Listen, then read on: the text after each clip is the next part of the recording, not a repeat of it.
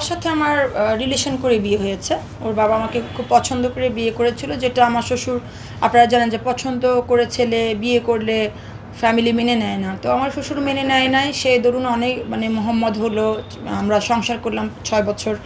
তো 6-7 বছর তারপর হচ্ছে আমার শাশুড়ি আর কি অনেকবারই আমার নামে একটা মিথ্যা মামলা দিয়ে হয়রানি করছে যেন আমি ডিভোর্স দেই। আমার বাবা হচ্ছে আকিজ ফুটওয়্যারের এমডি বর্তমানে। উনি আকিজ গ্রুপের যে মালিক ছিলেন আকিজ সাহেব, ওনার মেজো ছেলের ঘরের ছেলে আর কি, তার নাতি বউ ছিলাম আমি। এখন আমি সিঙ্গেল আছি।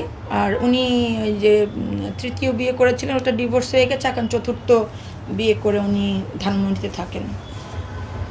তো এটাই হচ্ছে কথা। তো আসলে ভাইয়া আপনি যেটা বললেন যে সম্পত্তি গ্রাস করা, আপনার কি মনে হয় যে কারো সম্পত্তি কেউ গ্রাস করতে পারে? আপনি স্ব ইচ্ছায় মন থেকে যদি কিছু না দেন, এটা কখনোই পসিবল না। আর সম্পত্তির কথা আসবে কেন? 2020 সালে ডিভোর্স হয়েছে। আমি ছেলেকে নিয়ে নাজিয়াস ক্রিয়েশন যে আমার পেজটা আছে, এখন সবাই তো জানে, আমার তো পেজটা 2018 সালের। সো সেই পেজটা আমি চালিয়েছি, বাচ্চার দুধের কৌটা আমি কিনছি, বাচ্চার সুজি আমি কিনছি, বাচ্চাকে আমি মানুষ করছি।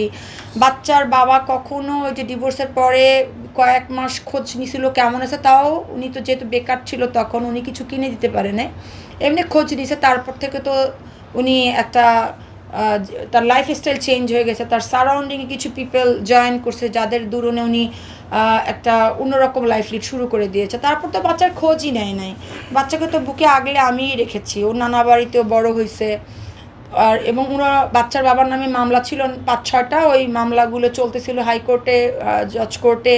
ওইগুলো নারী শিশু নির্যাতনের মামলা, সিআর মামলা, জিআর মামলা, পারিবারিক আদালতের মামলা। কারণ বাচ্চার ভরণ পোষণ দিচ্ছিল না বলে আমি 2 বছর ওয়েট করেছিলাম যে দেখি ওর বাবা ওর জন্য কিছু করে নাকি। যখন ধীরে ধীরে বাচ্চা বড় হচ্ছিল, যখন দেখতেছিলাম যে না বাচ্চার জন্য কোনো খরচ সে দিচ্ছেই না, তখন আমার চারপাশের মানুষ বললো যে তুমি আদালতের কাছে যাও, বাচ্চার ভরণ পোষণের জন্য তুমি একটা করো।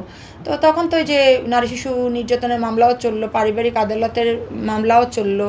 তো ওখানে ওনারা নানা রকমভাবে আমার যে লয়ার ওনাকে হায়ার করে, তারপরে আমার যে যেহেতু পারিবারিক আদালতের নিয়মটা কি, যে বাবার ইনকামের উপরে হচ্ছে সন্তানের ভরণ পোষণটা করে। তো ওখানে আমার যে লয়ার ছিলেন উনি মাসুমা, উনি মোহাম্মদের দাদাবাড়ির থেকে মোটা অঙ্কের টাকা নিয়ে উনি আমার সেই মামলাটাকে উনি সেই 4.5 লাখ টাকা ওখানে দাবি করা হয়েছিল আর কি, যে বাচ্চার ভরণ পোষণের জন্য, ওটা উনি ক্যান্সেল করে মাত্র 15,000 টাকা করেছে। উনি তো আর রিক্সাওয়ালা না যে উনি 15,000 টাকা দিবে, উনি একটা আকিজ কোম্পানির মালিকের আর এটা তো আমার জন্য চাচ্ছি না, বাচ্চার জন্য। তো ওই মামলাটাও কোর্টে চলতেছিল। তারপরে আমরা 2020 থেকে 2022 পর্যন্ত কিন্তু বরিশালে ছিলাম। তো উনি তখন আমাদের সাথে যোগাযোগ করেছেন, নিজ থেকেই যোগাযোগ করেছেন, ওই যেহেতু আমাদেরকে প্রত্যেকটা মামলায় উনি আর কি হেরে যাচ্ছিলেন আর কি। তো তখন উনি আমার সাথে ওনার পিএস তন্ময়কে দিয়ে যোগাযোগ করেছিলেন যে ম্যাম 12 লাখ টাকার 13 লাখ টাকার কম কোর্টে চলে যায় স্যারের প্রতি মাসে, তো আপনি মামলাটা প্লিজ উঠান, স্যার কোম্পানির দিকে মনও দিতে পারে না। আমরা মানে চাচ্ছি আপনার সাথে মিউচুয়াল করতে, আপনি মোহাম্মদকে নিয়ে ঢাকা আসবেন, মোহাম্মদকে নিয়ে ঢাকা পড়াশোনা মোহাম্মদকে করাবেন, আমরা বাসা খরচ যেই 12 লাখ টাকা কোর্টে যাই তো ওই টাকাটা আপনাকে দিব।